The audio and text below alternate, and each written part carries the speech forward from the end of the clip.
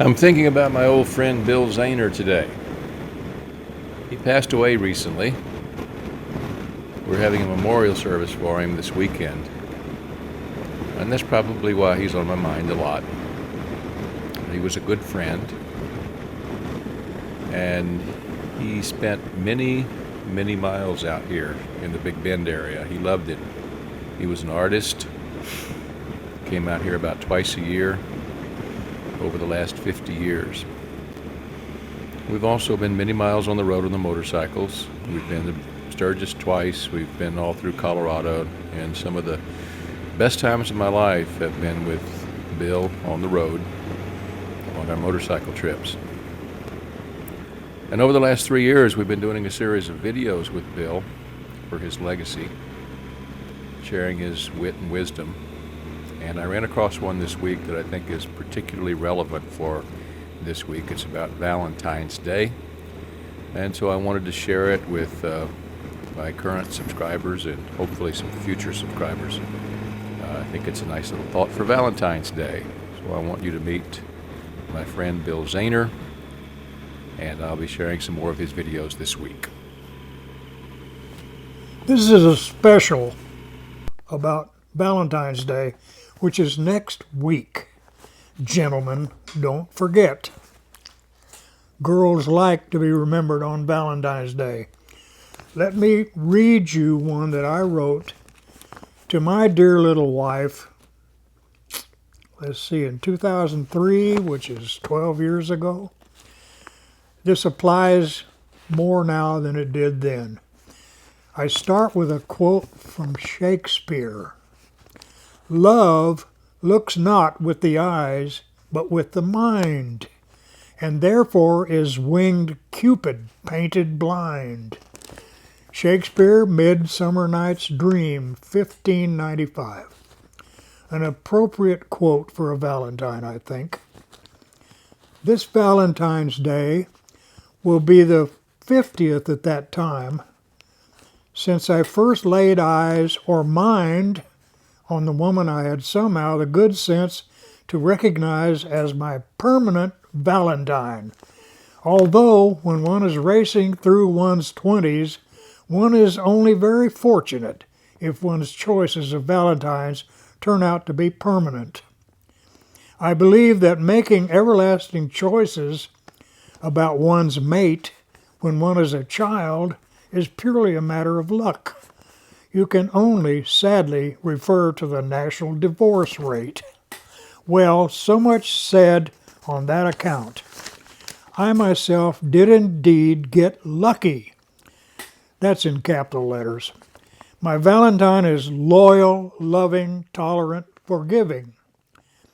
A couple of really important attributes, these last two, tolerance and forgiveness. Steadfast, patient, and extremely courageous. She has been a good mother, a good wife, and a good friend. She has exhibited extraordinary faithfulness to me, to our children, to our family, to our friends, in a way which has defined for me what dedication to principles is supposed to be all about. If you want constancy of belief, if you want to be able to count on somebody, my very own Valentine is your person.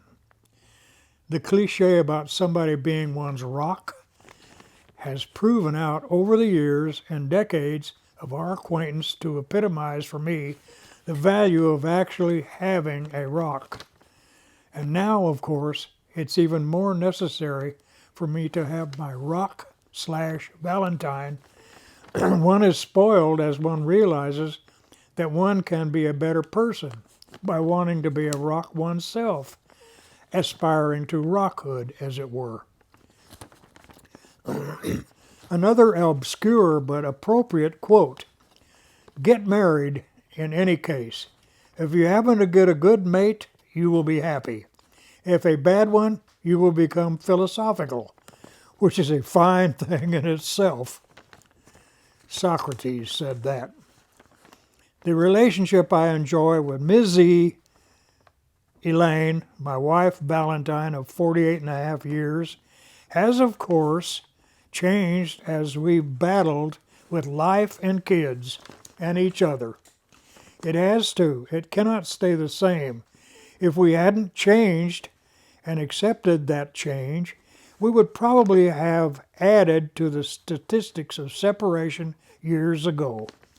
But thank God at least one of us had, during one battle or another, the good sense to, as Valentine says, go back to the beginning and realize the good qualities in each other that we liked then and think about them. That ability to do that has literally saved our marriage many times more than one.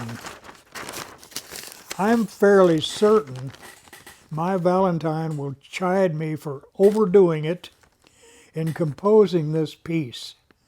So I'll anticipate the admonishment with another quotation, a humorous one found from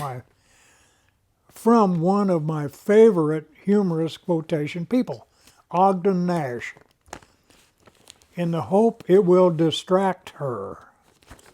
Here is the quote: "To keep marriage brimming with love in the marriage cup, whenever you're wrong, admit it. Whenever you're right, shut up."